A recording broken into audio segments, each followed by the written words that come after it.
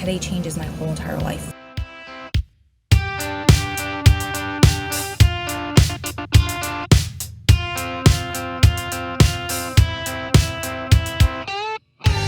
Welcome to Gritability, a podcast about the power of perseverance, overcoming seemingly insurmountable odds to attain the life of your dreams.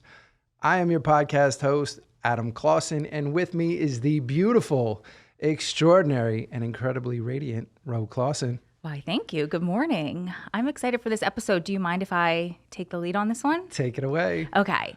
So just a few days ago, we celebrated our first wedding anniversary. How exciting, right? So I thought it would be fun to talk about, well, first of all, the fact that we actually got married because for many years while you were in prison, we called each other husband and wife. And I think we did it to define our level of commitment. However, I learned very recently before you got home that I don't want to say it was disrespectful, but we were very lucky that we weren't legally married while you were inside because there was this extra layer of stress and drama that actual legally married prison wives had to go through. Like stimulus checks back, in 2020, how do we split that? Does he get one? Do I get it? Do I not get it because he's in jail? That type of stuff. So finally we did it. And I think we need to tell that story. How we officially got married? Didn't, and then did. Yeah. Yeah. And then I think we'll talk about, how we made it through a year of marriage and give any kind of tips. Because it's been 15 years. We've just been married for one. Exactly. And that has been a little bit confusing because I have always referred to you as my wife. Well, I'm not going to say always. I'm going to say for many, many years. And I'm not sure at what point that term changed from girlfriend to wife.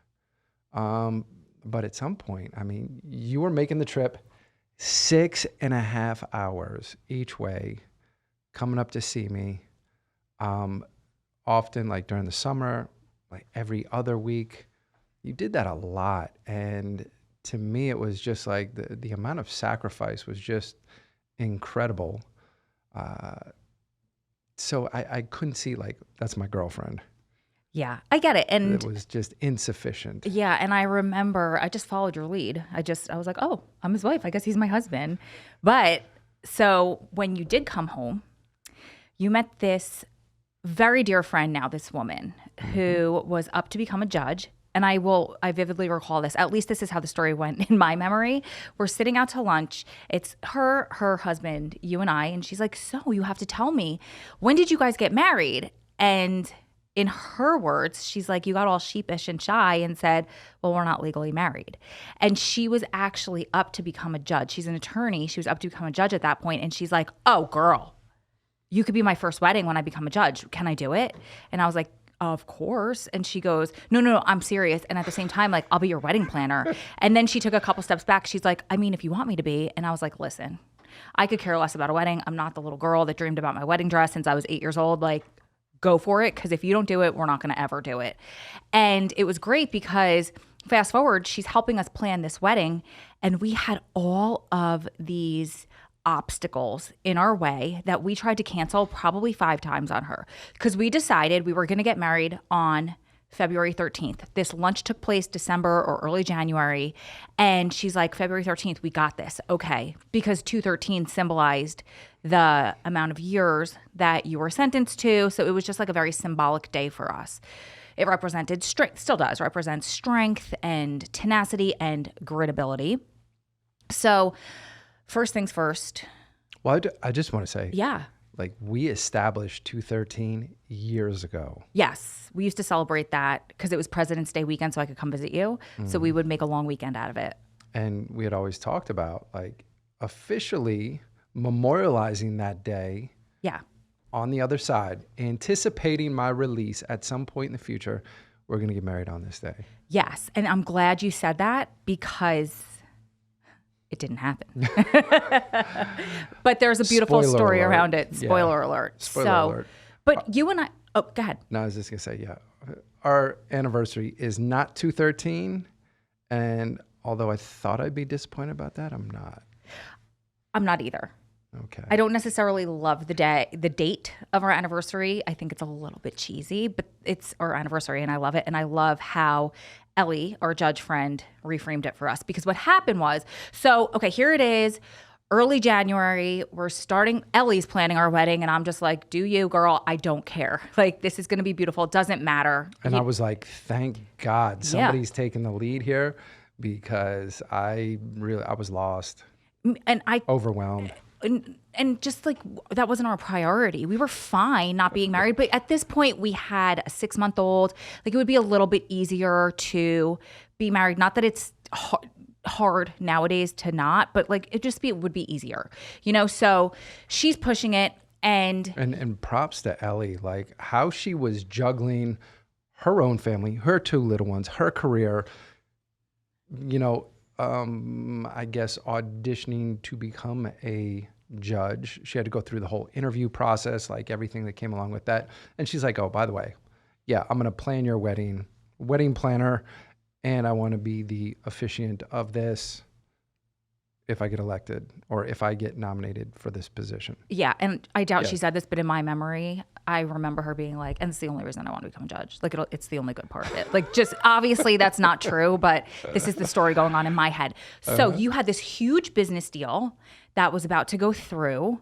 So that's what we were counting on to get the venue, and we were going to send out like the invites, and it wasn't going to be huge, but it wasn't going to be small. We were going to have probably 100 people. Would have been nice. It was going to be at, can I say where it was going to be? Where we envisioned it, like at Ferguson's outside. We were going to do upstairs. It was going to be great. COVID, right? COVID was during a concern. COVID, so nobody wanted to be inside. Beautiful outdoor venue. It was in the area that I was actually looking at that time to do a development, that was at the foundation of this whole project. Yeah, and it would have overlooked housing. That. Yeah, we would have been right there, and yeah. So business deal falls through. So we call Ellie and we're like, listen, we're not going to do it. We could just wait until 2/13 next year. Not a big deal. She's like, oh, hell no. She's like, do you care where it is? You guys haven't cared about anything all along. We're like, well, not really. She's like, okay, get me 10 people or less, and I'm going to get you a room at the Cosmo, and we're going to do this. So she calls in some favors. She gets us the room. We're like, guess it's still happening. Okay, cool. So next thing's up, we find out that February 13, 2022 is Super Bowl Sunday. Oh, yes. So we called Ellie and we're like, we can't do it. We're going to have to do it next year. And she's like, why? Oh, it's Super Bowl Sunday. And she goes, do you care about the football game? I'm like, no. Adam's not a huge football fan. She goes, me neither. 2/13 at the Cosmo. We'll see you there. 10 people or less. So we're like, okay. So we start inviting Adam's mom, my dad, a couple of really close friends. We got our 10 people. Now we're about 2 weeks prior to February 13th. We take the baby, we get him all in the little carrier, we drive over to Lone Mountain, we go out front of the car, right? We're outside of the trunk, and we go to take a picture. And this man's like, oh, let me help you. You don't have to take a selfie. I'll take the picture for you. So he takes the picture for us. We're like, thanks so much. Lock the doors, climb to the top of the mountain. Crazy part of the story is there's this guy up there with a drone that Adam starts talking to. He takes drone footage of us at the top of the mountain, all through down the mountain, the parking lot, you name it. So it was a quick trip. Lone Mountain's not hard. It was up and down the mountain. We were done maybe 40 minutes, you'd say? A little bit more. I mean, we took our time at the top, probably an hour. Okay, an hour from the time we took that selfie, got to the top of the mountain, got back to the bottom of the mountain. Now, Adam's getting the stuff in the trunk of the car. I'm walking around the back of the car to get the baby into the passenger side, and I look down on the floor. I'm like, why the hell did Adam park on all this glass? What the hell was he thinking? And then I look up, and you saw it first. You're like, they shattered our window. So our window got shattered. Piecing it all back together, the guy that took our picture shattered our window and stole my diaper bag / purse, which had my wallet in there, out of the car. So now, I mean, I have nothing, no credit cards, no anything, no. No, that was all in the bag. Yeah, that's what I'm saying. Okay, thanks for clarifying, because the diaper bag doubled as my purse, which had my wallet in there, so that all got stolen. Which, let's be specific. What was in that wallet? Because this is Yeah. This is why I'm telling the story. So everything, but also my ID, which is still a New Jersey ID. So Everything. you Social name it. security card, Yeah, everything. credit cards, Everything. like all the stuff you're not necessarily supposed to have with you all the time. Well, I learned a lesson. But I didn't know. And it was all in the wallet. The wallet gets stolen. So we call Ellie and we're like, wedding's off. We don't have an ID. She's like, okay, listen, you live in Las Vegas. You can get a marriage license. Literally, I'm not exaggerating, 365 days a year, 24 hours a day. Get your license resent to you. It doesn't matter if it's the day of the wedding. We can get get your driver's license sent to you. Doesn't matter if it's the day of the wedding. We can get the license. That's not a big deal. You guys got this. So we're like, she's not letting us get out of this. We're doing it. Okay, so now I get the license sent to my father's house. My father overnights it to me. We're good. We go get the marriage license like 3 days before 2/13, our wedding. The Friday before, this is on Sunday, the Friday before, we go to pick up my dad from the airport. And I'm like, Adam, I don't feel good. Run out of the car, run inside the airport, get sick, come back, and like the rest of the weekend, I'm just shot. I don't know if I had the worst stomach bug of my life. I don't know if I had food poisoning. I have no idea what I had, but I couldn't get out of bed for days. So Sunday morning, I could not get up. I couldn't get out of bed. And Adam pulls me aside and he's like, listen, like this is our one-shot deal. Ellie cashed in all these favors. Like, we have to try to do this. My dad pulls me to the other side and he's like, Ro, you don't have to do this just because I'm here. Because like I'm trying to rally, but I feel horrible. I said, thanks guys. Let me get in the shower and I'll see how I feel. I get in the shower. Let me tell the story. Go ahead. Because Yeah. I had stepped out, give you some room to get ready, and I'm just like, man, I don't know. You were not in good shape. And I said, well, let's see how she feels. Maybe a shower will help, but if it had been a long night, you had been really, really sick, and you still didn't seem very well that morning. So after giving you some time, I figured, let me go back in here. Let me check on her, make sure she's okay. Well, like the best husband you are, you went and got me Pedialyte and some crackers. And then I think you were coming back in to bring me the Pedialyte. That might have been it. And when I opened the door, you were laying there on the bed in a towel, crashed out. Blow dryer in hand, like trying to get ready. I just couldn't. And we called Ellie and she was trying. She's like, well, why don't you just come? Like, you don't have to get ready. You just come with your hair wet, no makeup. And I was like, no, I'm sorry. Like, I can't remember my wedding like that. I can't. She's like, you don't even have to put on a dress. You could just wear like jeans and a t-shirt. And I'm like, even if I did that, like I can't even stand up. Yeah. I couldn't stand up for more than a couple seconds at a time. I had to go get sick. I hadn't eaten in 4 days. It was tough. So she's like, okay, no problem. She kind of had to cave and let us not get married that day. But the next morning, she calls and she's like, how you feeling? And I was like, actually, I'm okay. Like, I finally feel better. Had a little bit of food, had a little bit of drink. She's like, you want to do it? And I was like, yeah, let's rally. We got this. Our parents were still here. Unfortunately, our really good friend / your attorney. Yeah, his wife and his kids were here. They all really wanted to be a part of it as well. And we wanted them a part of it because like they're just the symbolism. First of all, they're good friends. But huge part of our story. Yeah, they're the reason why we're here. You're here. We're here. So anyway, got dressed, got ready. I wasn't feeling 100, but it was great. And this is crazy. Talk about manifestation. There's this beautiful park with this little kind of archway across the street from our house. And like literally across the street. Yeah. Where we walk by there all the time. We drive by every day coming in and out of where we live. We have to go by this spot. And we had numerous times previously in walking through here on some of our hikes because it's at the base of the mountain. It's absolutely beautiful. And we said... Well, you said the very first time we saw it, which was a year and a half prior, you said, this would be a great place for us to get married. Talk about manifesting, right? You didn't have to get like the whole virus part to make it happen. But anyway, so we get married there and it was beautiful.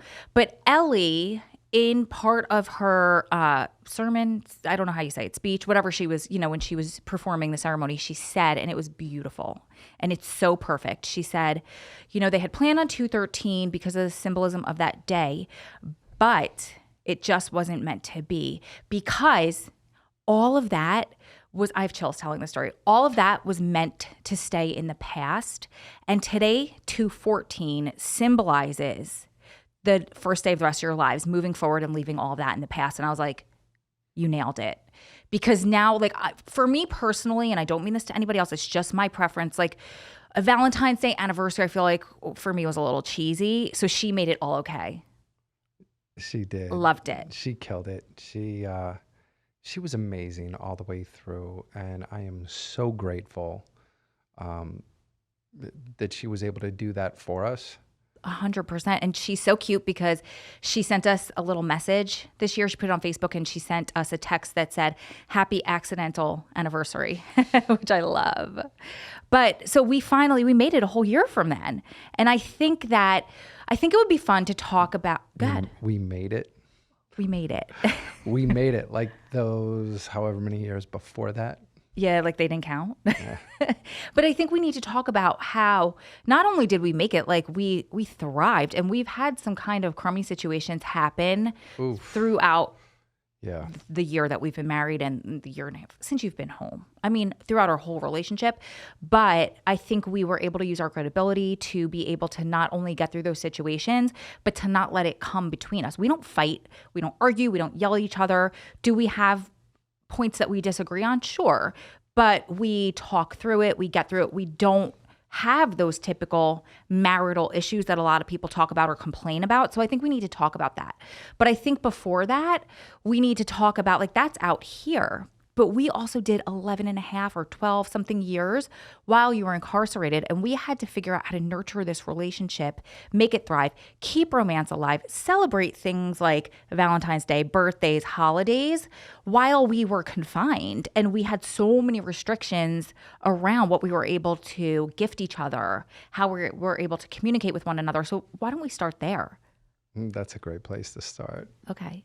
So where do you want to start? You want to start with some of those gifts, like how we did that, how we celebrated? I think that's a great idea, because I think we need to give a background on what we were able to give, because I was, especially we were both very limited and had to get really creative. Yeah, both ways. Yeah. So for me, the only thing I could give you was I could put money on your books, which is, I mean, that's great, but I could do that any day of the week. Like that's not, in my opinion, that wasn't all that special. So I could put money on your books. I could send you through Amazon. I could send you books, like physical books, like all of these on the shelves.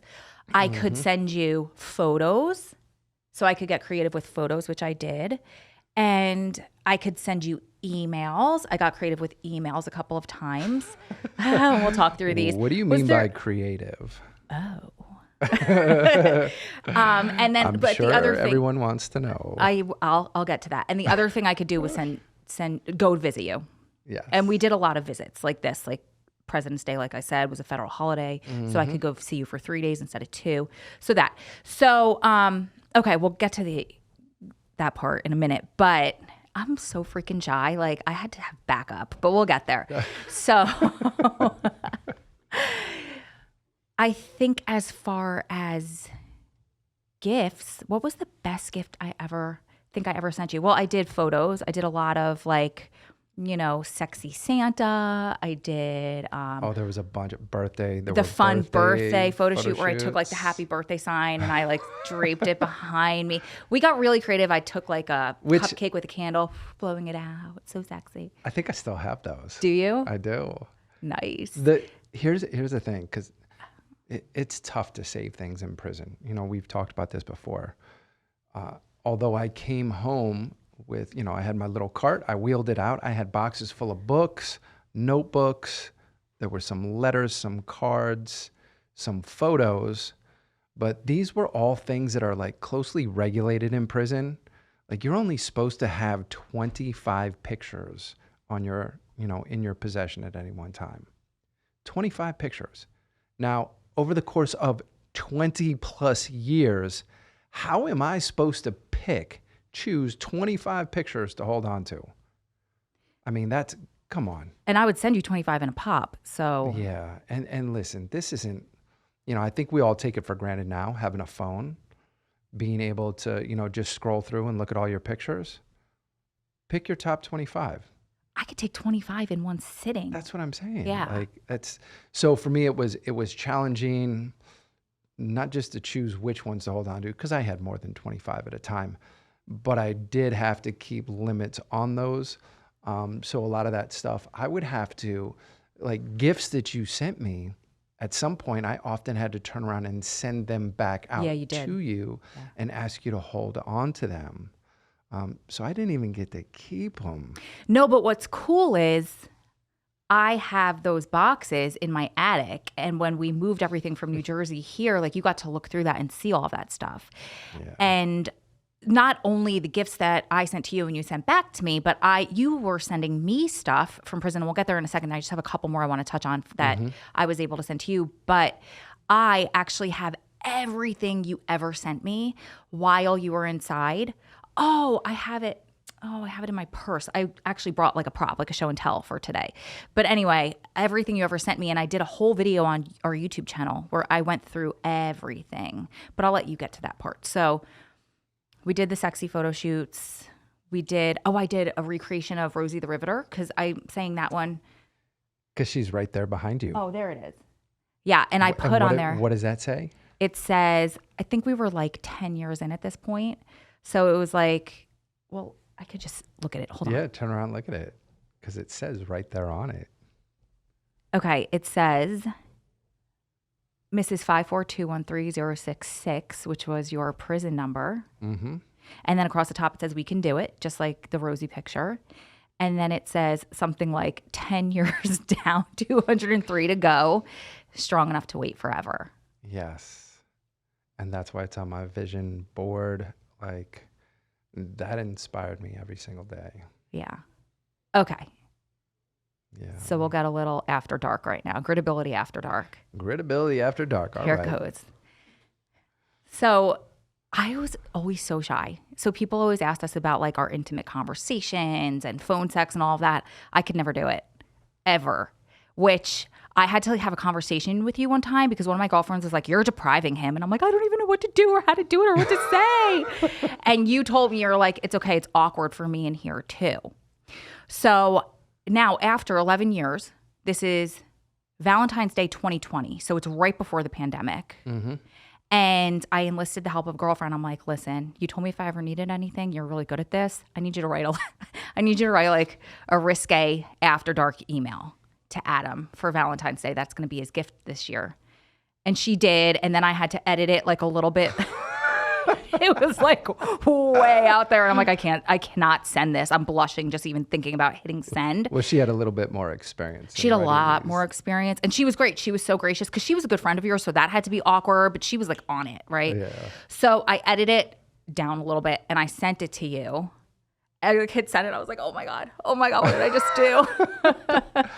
See, now keep in mind, and here's part of what makes it awkward, right? We've talked about this before, living just so transparently because of the scrutiny that not just I was under, our relationship was under. Like, we had officers very, very closely looking through everything that was said, everything that was exchanged. So we know that they're reading this, right? And it's likely not just one. This stuff gets passed around. They're like, hey, did you see this email Clausen got from his wife? Like, you see her out here in the visiting room all the time, right? You've seen Ro Clausen. That's awkward in itself. And then, like, I have Strong Prison Wives and Families, my nonprofit, and people online share stuff back and forth. And I had a whole bunch of people that this is so not legal and they shouldn't do this, but they can get away with it. Like, they would go recite some of their emails back to them, leaving and coming from visit. And I think, I don't know, correct me if I'm wrong, but I assume part of it was for her to go back and tell her loved one on the inside to start some issue with that cop so then they can get locked up, jail inside jail. You know, if there was some sort of problem, because that's what happened with one of my girlfriends. So all of this in my head, plus like I have these like Catholic school issues. I could take the sexy photo shoots all day long. I don't care about it. Ask me to put it to words. No, thank you. So you get this 10 years or 11 years into this, you get this out of the blue email from me. What was it like? Like, I need to know what on your end what that was like. I'm trying. I remember the email because I printed it and saved it because I knew it's not on the vision board. It's not on the vision board. Thank God. but it was in that box that came home. And I knew how difficult, what made it so meaningful was I knew how difficult that was for you, not only to put that together, but to go ahead and hit send. Just uh, that's what made it that much more special, because it wasn't even what was in there. It was the fact that you were willing to do that as something for me. Like, that's what made it so, that more than anything that was actually written in there was just the act itself. What's awesome is I just remember this right now as you were talking. Oh my God, this is so great for you guys listening. I was in the middle of recording a YouTube video that day when you called with your reaction, and I recorded it. Did you? And it's and it's up on YouTube, and it's called like Intimacy in a Prison Relationship or something like that. And like I went into it being like, oh my God, I can't believe I sent that. And then you just so happened to call. So if you guys want to, like, that's a great one for you guys to watch if you're interested in this. But I just don't, for sake of time, I don't want to stay on that. Mm-hmm. And for sake of like my sweating over here and blushing, do you want to talk quickly about like the things that you were able to send me while you were in prison? Yeah, that's a good one. You know, I would say the most memorable, and this is a good story, the most memorable gift I was able to give you, and I didn't even see it initially as a gift, because again, this is way outside of my comfort zone. I had picked up a guitar, was one of the things I was working on, learning on how to play a guitar. And believe it or not, I had a guitar in my cell. I had it checked out for like 90 days at a time. I could keep it in my cell. I was part of a music program where I had this guy who was an absolute savant teaching me music, way over my head. And he used to get so frustrated with me as he'd go from like the piano to the guitar, and he'd be like, don't you get it? And this guy literally saw music. Me, it's not my thing, right? Like, but it was something that I wanted to learn. And part of this was I wanted to make a song, right? So the words I could put together, but playing the guitar, that was the first challenge. And the second part is singing. So making the music and singing, right? That's way outside of my comfort zone. So, because I cannot sing, admittedly. Can I interrupt real quick? Sure. Okay. Because I want to say this part before you get to the actual day. Okay. So remember, we had that couple that set us up. Yes. And you guys, you and her boyfriend were still together at that point.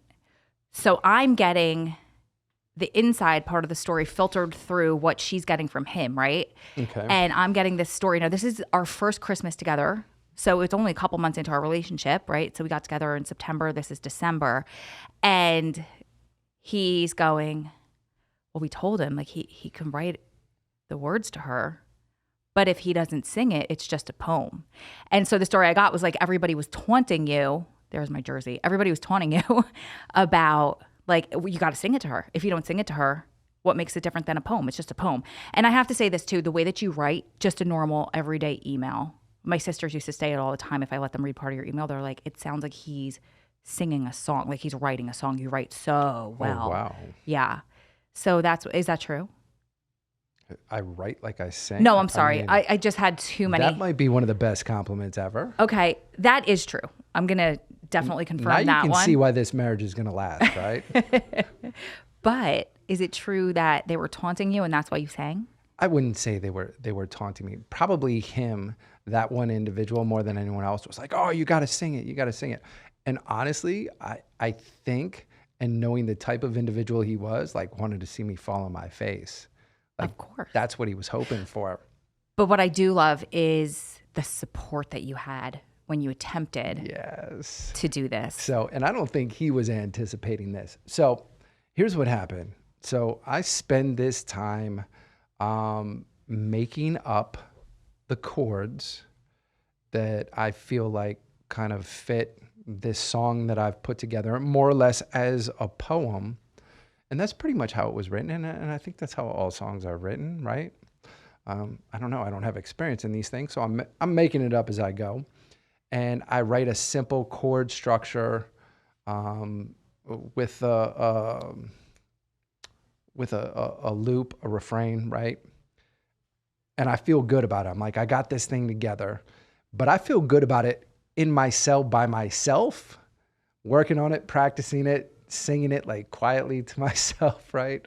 But that's not the plan, because the only way for me to give this to you is for me to do it over the phone, right? This isn't something I can do out in the visiting room. I can't bring a guitar out there. I'm not going to go out there and sing. So here's my plan. My plan is that I actually had the words drawn out, and I was able to send that to you prior to Christmas. I still have that, and I showed it and read it in that video. Nice. Yeah. So that gets to you, and my plan is first thing Christmas morning, I'm going to get up, I'm going to wish you a Merry Christmas, and I'm going to sing you your song. That's the big part of my gift. So the night before, I did a little gift giving of myself, and there's not a whole lot you can do in prison, but my guys, the guys that I'm tight with, I put together little packages. I had these big Hershey bars that I was giving out, little notes, just, words of appreciation. And I went around, I handed them out to everybody. And I want to say I put like a ribbon, a bow on it. And believe me, little things like that in prison go a long way. Like nobody's giving gifts. So I go around, I give them out to all my guys on the unit. And a couple of them I ask to help me out in the morning. And generally on the holidays, like it's quiet, it's somber. People aren't really coming out. They're not, they're just kind of leaving people be, because understandably, like people kind of getting their feelings that day. They're missing home. And sometimes you just, want to allow people that space. And that's what I was counting on. I was counting on everything being quiet, everybody being up, in their cells, not really wanting to interact too much first thing Christmas morning. So we run out, we go to breakfast, we come back, and I tell these couple of guys, I was like, hey, you guys ready? I was like, here's what I'm doing. I need you to hold me down on the phones. Now the phones are down in the corner of the unit, and the unit's wide open. So no matter where you are, with your chair, sitting, watching TV, the phones are right there in the corner, and the officer's station is right there in the middle. So it's wide open. Like this is, there might as well be a spotlight. So I go up to my cell, I get my guitar, I get the words to my song, just in case I get nervous and I start to forget the words. And I go over to the corner phone. Now all 4 phones are open, but it's Christmas Day, right? People are going to be calling home. They're going to be talking to people. Part of the reason why I wanted to do this first thing, I need these guys to hold it down and keep everybody else away from the phones while I sing this song. Like guys come to hold point. Let me just explain this. Like sometimes races, while they're using the shower, like especially when tensions are high, will have someone out front of the showers holding point to make sure that that person on the inside is okay, right? And there's different places, different times where you have people hold point, to secure your position, kind of like military. And so I asked these guys, I need you to hold point so I can get on the phone and sing a song. So I get down there in the corner, I call you up, and I can tell, it's early, it's quiet, you're almost whispering, I wish you a Merry Christmas. And I tell you that, hey, I have this song, your song, I'm going to sing it to you. And you're like, okay, go ahead. I was in bed. You woke me up. It was great. I'm like, yeah, I'm sitting up. Like, okay. So I get the phone. I set it down. It's right there. It's on an elevated, it's basically where I'm standing. And I haven't practiced playing the guitar standing up. I practiced every time sitting in a chair. So this is awkward. And I just realized this at the moment. I'm like, oh man, I'm not used to doing this. So I start playing, and I start singing. And I'm singing kind of low, but I'm trying to like face the phone, the microphone, so that you can hear me. And these guys are looking at me. They're smiling. They're like, yeah, louder. Louder. You had the best wingman back then. I did. That, you know what I'm talking about? Yes. Yeah. The best. Like through and through. He's like, come on, bro, come on. So I'm trying to sing a little bit louder. Now, mind you, there are people out on the unit. The officer is about 10 feet away looking at me like, are you kidding me? And then he looks up at the cameras like, I hope they're getting this on camera right now. And then wasn't word spreading and like people are coming out on the tiers and it's getting packed and people are watching? That's the story I got. I don't know if it was getting packed, but every person who was down there watching TV at that time, there's probably 30 people, all start like kind of looking over towards the phone. They're like, is this guy? Because I'm pretty serious. Like, I'm not a guy that jokes around a lot, you know. So this is a side people have not seen of me. So I'm singing, right? They're telling me louder, so I'm trying to sing louder, and I can't sing. Right? I don't have a good voice for singing, but I'm giving it everything I got, right? And these guys, like, they're starting to chuckle over there, but they also don't want to laugh too hard because they're like, I don't know how this guy's going to respond. Like, if we're actually just laughing at him, like nobody wants to do that. So I get all the way through, right? And I feel myself like my color. I got to be bright red at this point. Like, I'm embarrassed, but I'm like, it's all worth it. So I grab the phone back off the counter and I go, so what do you think? And you're like, I couldn't hear it. I heard nothing. I'm like, oh my God. Now here's the thing. Those phones have voice sensitive mics. So anytime it's away from your face, it automatically does not pick up. But I'm not thinking it. I'm thinking I'm projecting loud enough right at it. It's going to pick it up. She's like, I didn't hear nothing. And I'm like, oh my God. So these guys that are holding point for me are like, what's happening? I'm like, she said she couldn't hear it. And they're like, we'll do it again. I'm like, oh my God, you've got to be kidding me. I can't do this twice. The disappointment in your voice, though. But so I'm saying you had the best hype guys, wingman, and not just in that situation, but in every situation back then. Those guys were great. They were. They're a large part of the reason I'm here. Yeah. Too, because they also gave me support in other areas that I needed to ensure that things went the way that it needed to go. And it's good part of the reason I'm here. So yeah, they're like, listen, man, do it again, bro. We got you. The guys over here that have been watching TV acting like they're not really looking, like kind of smiling, they're like, do it again. Do it again. I'm like, oh my God. And now there's people coming out, right? Because I said it was quiet and you got people clapping and stuff. They're like, what? People that are in their cells are coming out like, what the hell's going on out here, man? And they want to be mad, right? Because they're like, it's Christmas morning. Like, I don't want to hear nothing. And they come out and they see me with a guitar over by the phone, propped up with this notebook. And now I got my brother's here holding the phone up for me. He's like, I got you, man. Like, go ahead. Trying to hold it towards my mouth. And I'm like, let's do it again. And I did. So I went through it again. I sang the whole song. Oh my God. And I got to the end. I was like, please tell me you heard that. I heard nothing. Oh. And I'm like, you could just do it at Visit, like oblivious me. Just sing it to me at Visit. I was trying anything because you were so disappointed. Yeah, it was. And I had practiced and I was so, and for me back then, remember, I still had that paralyzing fear of public speaking. So this wasn't just public speaking. Like, this was long before I had even, gotten any training, had exposure, opportunity to work on the public speaking where I'm comfortable now. I'm an extreme introvert. Yeah. So here I am, like, putting myself on blast, doing something I'd never done before.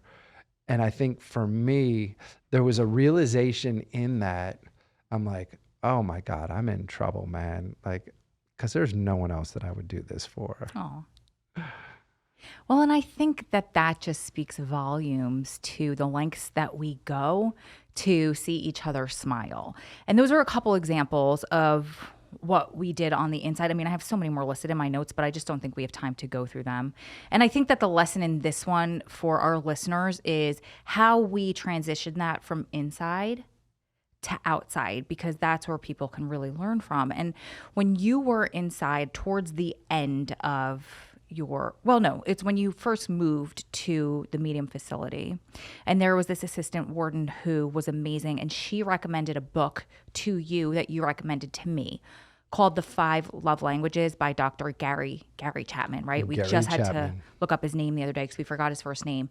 And that book stayed with me. And that is my number one recommendation to any couple looking to strengthen their relationship and make it last forever. Now, it does have a little bit of a religious connotation that like I kind of just look past because I'm not a very religious person, but that didn't stand in the way for me. Like it didn't ruin it for me or anything like that.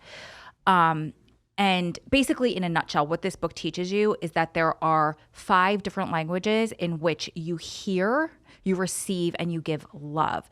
So, for example, if my love language is getting gifts or giving gifts, right?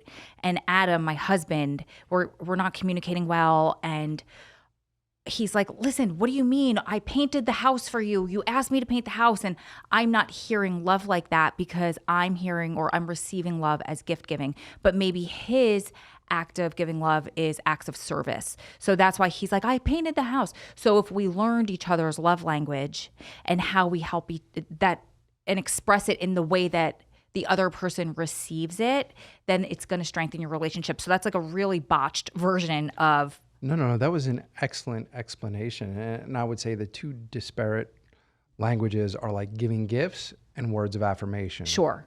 Right? So like people who rely solely, like they could care less about the actual gift, receiving something.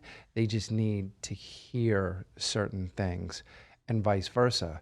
And if you don't know that about your partner, and more importantly, if you're not, I'm going to say even more importantly, for the longevity of your relationship, for the health, the well-being for each of you long-term, if you're not paying attention to all of those love languages, because although we have a primary, we still touch on all of them, right? Oh, good point. And you want to make sure that you're touching each one at some point, because if you're not, like something's getting neglected and you might not realize, but that might be a point of separation within your relationship. Miscommunication, all that stuff. And what's great about this book too, and this isn't sponsored, they don't know who we are.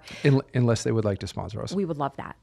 Because honestly, like the minute I find out a family member or friend is engaged, that's what they get from me for either an engagement present or at their wedding shower with their gift, because that's how important this book was to our relationship. And what's great about it is there's spin-offs of it, right? So it's like the 5 love languages for a military couple, the 5 love languages for a man, for a woman, this and that. And you can find them all on Amazon, and it's definitely less than $20. It might even be less than $10. And what I thought was interesting, right? And what I still ponder did our love languages kind of morph or shift or go on hold when you were in prison? Because there were certain things we couldn't do, for example, acts of service. Like if that was my love language, which it isn't, but like you wouldn't be able to paint the house for me or take out the garbage or do the dishes at that point. So I was always curious about that. And I think that there needs to be a 5 love languages for prison couples that we consult on. I think that's a great idea, because there is a distinct difference between, I'm not going to say a distinct difference.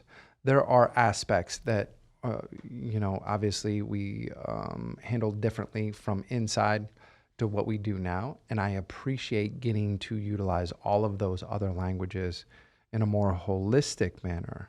And yes, thank you. And that's where I was going, because I think a big part of what made our relationship and makes our relationship thrive, but especially over that first year of marriage where a lot of people say like that's the hardest and there's a lot of fighting, and if you make it through that, you can make it through, blah, blah, blah. We didn't have that, because I was thinking about this in the shower the other day, and this is where the thought for this episode came up, is that you've nailed every single one of those. Like I can't think of one area, one love languages of all 5 that you neglect. And I'm like, what is my love language? Because since you've been home from prison, it's been so many years since I read that book that I'm like, I don't even remember what it is. And I'm like, wait, what does he do for me that I receive the most? You do it all. Again, you see why this marriage is working, right? But it is. I'm also very intentional about that. Like I'm conscious of the fact of overly conscious of all the sacrifices that you made. So I do go out of my way to constantly say, affirm, all of those things that I appreciate about you, to let you know how much I love you. And I do those things that I know in a lot of relationships tend to be points of contention, whether it's like doing the dishes, cleaning up around the house.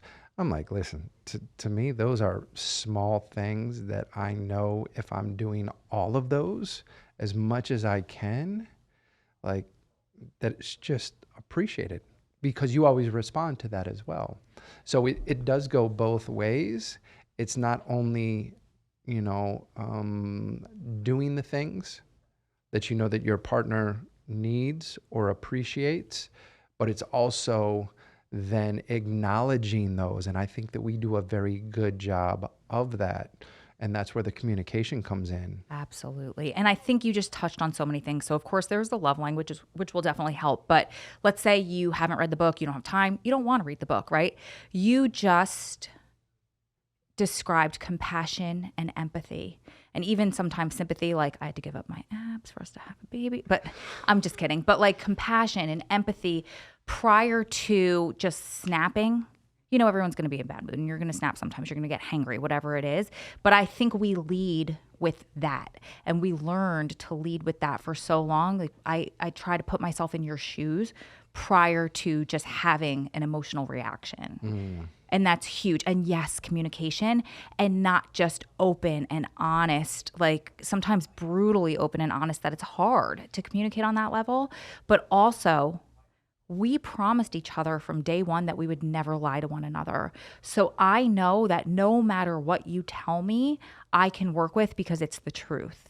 And I think a lot of times in other relationships, and not just romantic relationships, where in my opinion is the most important, but in other relationships like work relationships or friendships or family relationships, a lot of times you're presented with something that you're supposed to take as fact. But if you don't necessarily trust that person, or if they've been dishonest with you in the past, then your first reaction is, well, is this the truth? Or do I have to uncover if this is a lie and then react to what I think it could possibly be? Like that's not healthy, especially in a romantic relationship. And I've always said, like, I can work around and with and through anything as difficult as it is. We could do it together as long as it's the truth. And I feel like there are times where the challenges that we've faced out here, we've been able to kind of step back and I guess just know that we have each other and know that we can say whatever is going on and be able to just do that openly, honestly, without any concern, and feel safe, feel comfortable in that. Having that, like in my mind, that's what a marriage is all about. That's what any real partnership is all about. Because you're going to have different relationships of different levels in your life. And when it feels like many of the relationships out here, you're finding yourself having to like pick through and find the truth and not having that same level of trust or respect, you have to have a safe haven, right? And I've always felt that our relationship is that.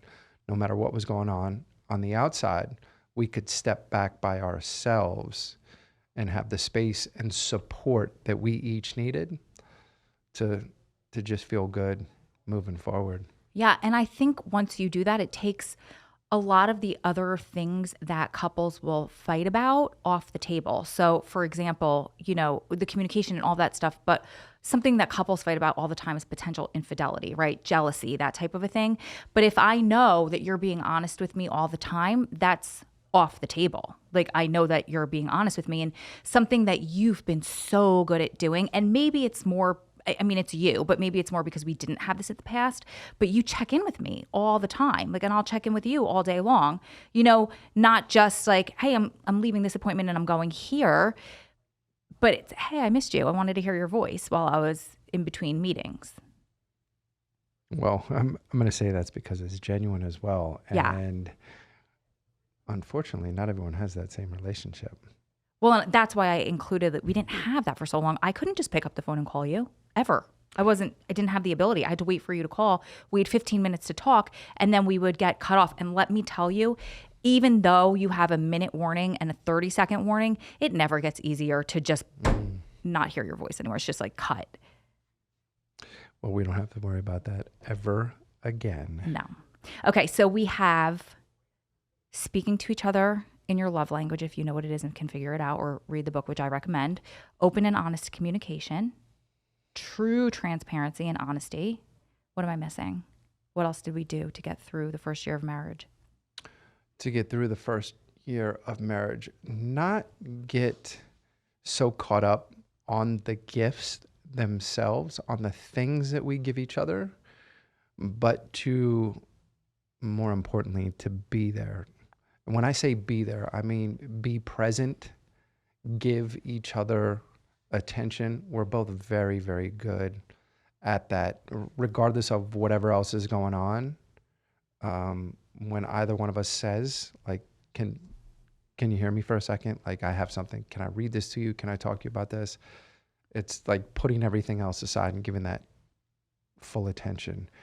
And I don't think too many relationships, too many people do that for each other. No, and also this just popped in my head when you said that. Like the other day we heard, it was like on TV or something in the background, I don't remember what it was, but one of the people in the relationship said to the other one, like, we need to talk. And you're like, oh, because that's going to make somebody go into a conversation defensive, right? And even if I went to you and I was like, we need to talk, and it was about something good, you're going to like, you're going to catch your breath. Your heart's going to skip a beat and be like, oh, great. Like, here's something. She's going to drop a bomb on me. So like you just said, like, hey, can I just talk to you for a second? Or, hey, can you listen to me for a minute? Can I read this to you? It's just in the way that you present things. Yeah. So do you think it was easier to communicate and show love and respect and all of that stuff on our relationship while you were inside or out here? I'm going to say 100% out here. It's definitely easier. There was so many challenges on the inside in finding novel ways to demonstrate the love, the appreciation, especially limited time communication, physical interaction, like us being actually in person. We had so many limitations for such a long period. I have so much appreciation every single day now. And I think that's a huge advantage for us, that we live with a different sense of gratitude just in our day-to-day lives. Yeah. Which is why if I'm out and I have to be doing something, and as soon as I'm done, I'm like, man, I can't wait to get home. Yeah. And I genuinely feel that. So yeah, we live from a different place, and I think that's a big advantage for us. But I think anyone can have that if they're intentional about it, if they're willing to do those things, to put in the time, to put in the effort, to be transparent, to openly communicate with one another. And it takes some time, man. Go pick up a book. Go pick up a book. Spend the time to read that book. If your relationship if you don't think it's worth picking up that book and reading it, or doing something similar that you know is going to benefit both of you and enhance your communication and, improve your love language, like, then why are you in that relationship? Yeah, I agree. And just, learn it from us. Like, I think that it is easier now, of course. But at the same time, I think that had we not had that experience, like if I could give you guys this gift, right? Shorten it. Don't make it take 11 years, and don't make it, surrounding a prison relationship. But I had to learn how to really, really, really communicate, which I don't know that I would have been able to do at that time had it not been for our relationship. So open and honest communication. And I got really, really creative. And I still do that to this day. Like, I'll pack you snacks sometimes when you go to work, and I'll put like Notes. little notes. Oh my, and I saved the notes. I'm so happy because like that's like something you do for your elementary school child, but it's just fun for me, and it brings us back to where we were. So that's what I have for you guys. Do you have anything else to add? No, I know that there were other gifts that we wanted to talk about, but I think we could do a whole nother segment on gifts from prison and the things that you can do and the cool things, in addition to a song. Some of the other things that we did over the years, we could always talk about those. I think more importantly, we wanted to cover, what allowed us as a couple to really build our relationship and to thrive during this last year, despite all of the challenges. And we didn't really talk about the challenges out here, but, I know people look at us and they're like, wow, you guys are doing great. Man, if they knew half the challenges, the adversities, the open opposition we have faced, all of those things that by comparison at this stage of our relationship, like all of that built us up to be well prepared for anything we face on this side. And the fact that we get to spend every day together just makes it all worthwhile. Yeah. I mean, something happened last night to us that most marriages, because of this one issue, end in divorce. Neither of us even stressed about it. And it was something ridiculously stressful that we'll tell you guys about in the future. But we were just like, all right, let's figure out how to move on. I mean, we've been through the worst of the worst. We got this. Like, no challenge out here is going to even compare.